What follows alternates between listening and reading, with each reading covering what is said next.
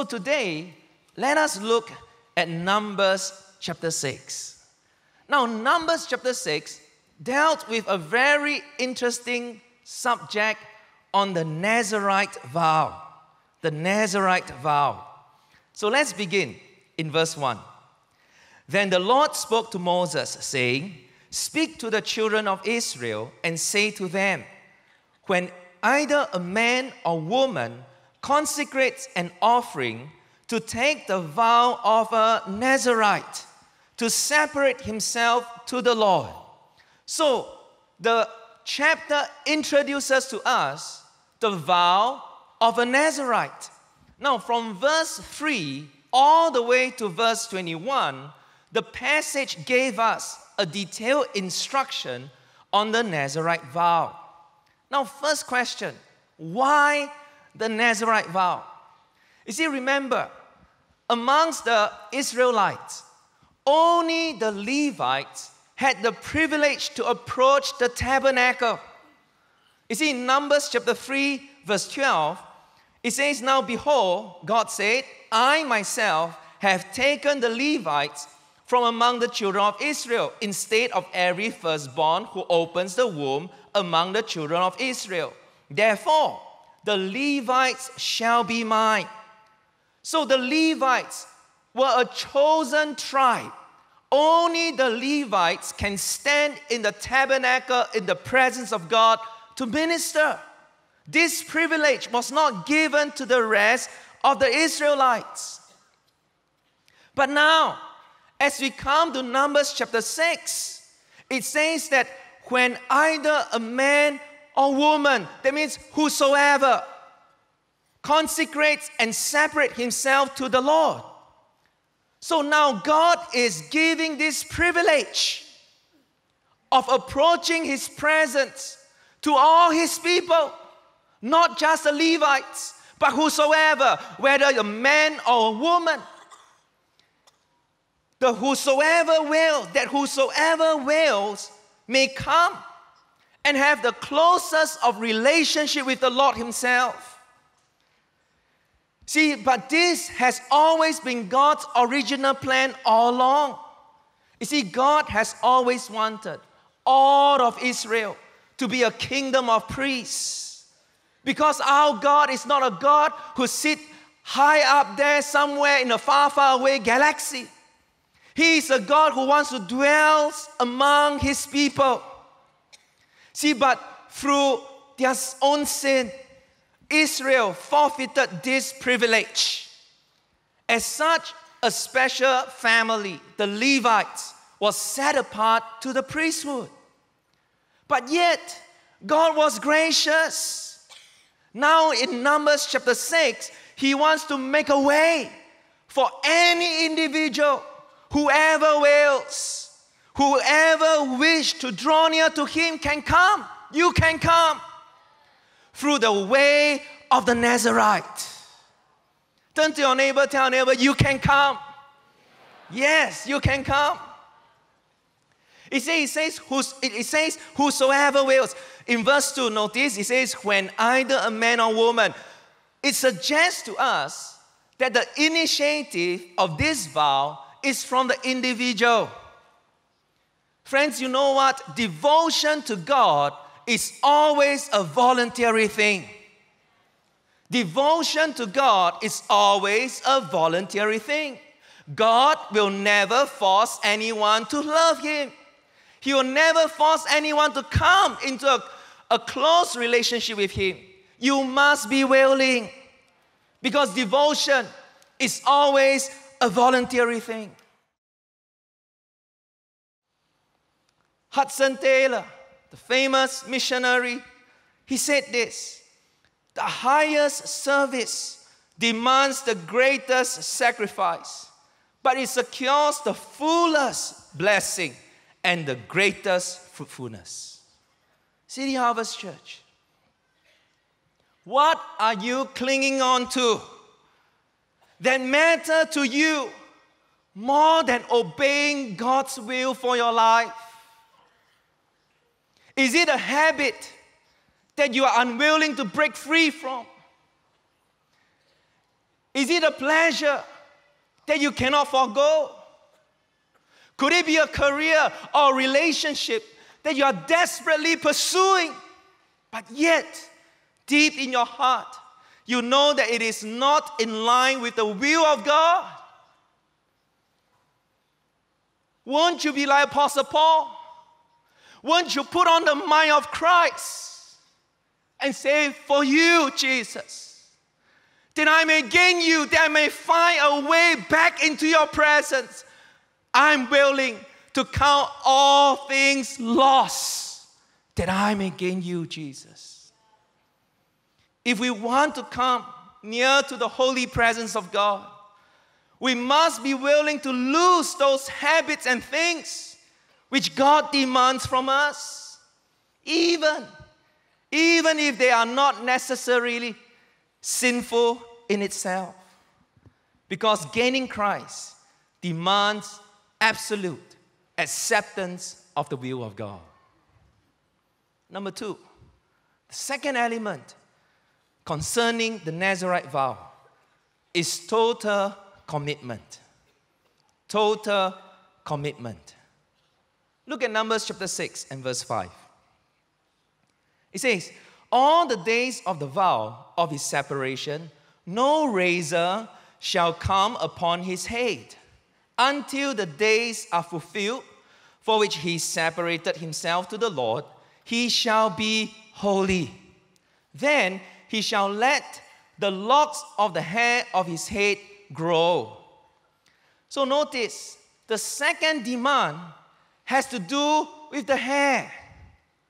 All the days of his separation, he shall not cut his hair. You see, hair is a living part of our human body. It was a natural symbol for the life of a person. So to let your hair grow without human intervention, without cutting, represented giving of your life over completely to God's control. You are saying, God, I will let you control. So the second question you got to ask is, are you willing to give up the control of your life? Now notice another thing over here.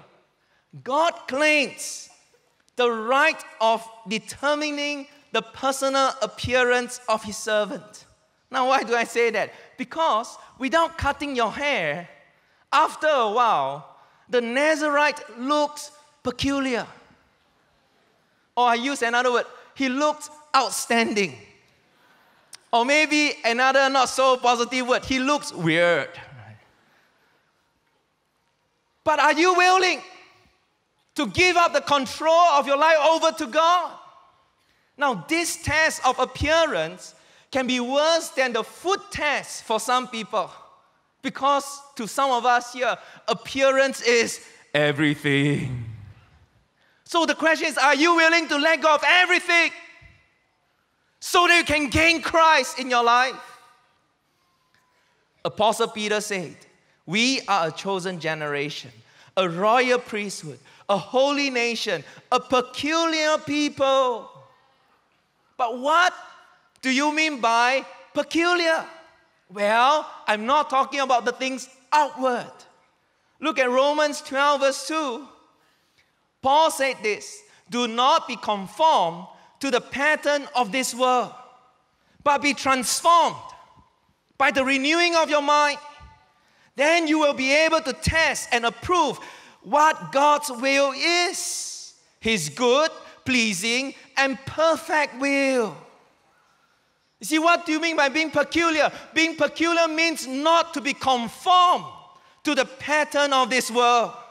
See, the word conform means to fashion one's self according to. Some people fashion themselves according to the trends on the social media, right? Instagram, Facebook, whatever that's trendy, you fashion yourself after that. What do you fashion yourself after? Others fashion themselves according to the popular beliefs, the popular values and practices of our days. rather than being transformed to the pattern of Christ. So the second question is, are you willing to give up the control of your life and let Christ determine the pattern, the appearance, the beliefs, the values of your life? It says, and Samson took hold of the 2 meter pillars which supported the temple, and he braced himself against them, one on the right and the other on the left. Then Samson said, let me die with the Philistines. And he pushed with all his might. The temple fell on the Lord and all the people who were in it.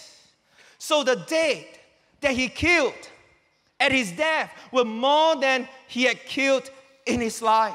You know what? God restored to Samson all his wasted years. And Samson fulfilled his calling and his purpose as the judge and deliverer of Israel. No matter where you are this morning, City Harvest Church, maybe you are like a Samson. Along the journey of this life, you get distracted. You lost your consecration. You started well. But as you come to the end of the year, maybe there are things that you're not supposed to touch. Maybe the raisin or the wine or the grapes that God has spoken to you about. But maybe because like Samson, at a fleeting moment, you're motivated more by your appetite than by the will and the calling of God on your life. And you lost your consecration. You know that the vision is gone. You know that the strength is gone. But this morning I'm here to tell you that there is a way back into the presence of the living God. And the way is the way of the Nazirite.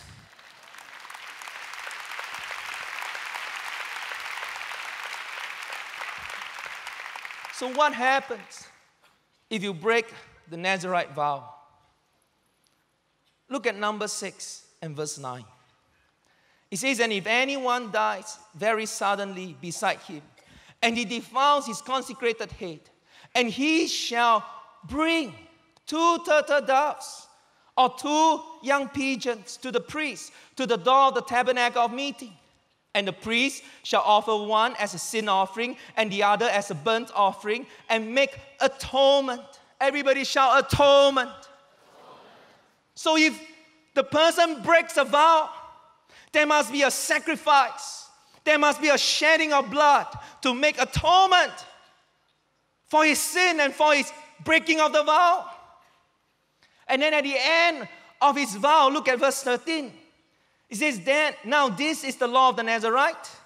When the days of his separation are fulfilled, he shall be brought to the door of the tabernacle of meeting, and he shall present his offering to the Lord, 1 male lamb in its first year without blemish, as a burnt offering, 1 ewe lamb in its first year without blemish, as a sin offering, 1 ram without blemish, as a peace offering. Again, he has to bring before the Lord a sacrifice and a shedding of blood, a lamb without blemish. And church, who is this lamb without blemish?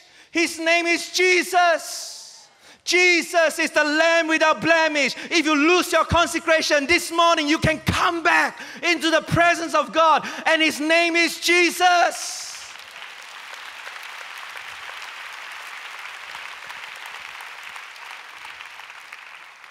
When we fail in our vow and our consecration, the way to restoration is Jesus. Friends, you know what? We are imperfect. We stumble and fall. But the good news I want to tell you is that we can return to our consecration. And the strength, the grace, the presence, and the power of the Holy Spirit will come back. The hair will grow again. And God will restore to you all the wasted years. Sometimes I hear people say, you know what, you missed the boat. You miss God's calling on your life. But Samson's story reminds us, yes, sometimes we touch the carcass of the lion. We miss the boat. but the hair will grow again. If only you were to come. The door is open for us. The initiative is on you. Devotion is always an individual decision. Are you willing to come? City Harvest, come as we come to the end of the year. Let's not end the year on a negative. But won't we let our hair grow again? Let's end the year carrying the supernatural power of the Holy Spirit, immersed in the presence of the Holy God. Let God restore to you all the years, all the days that the devil has stolen away. Our God is a God of restoration. Jesus is the way. Jesus is the way back into His holy presence.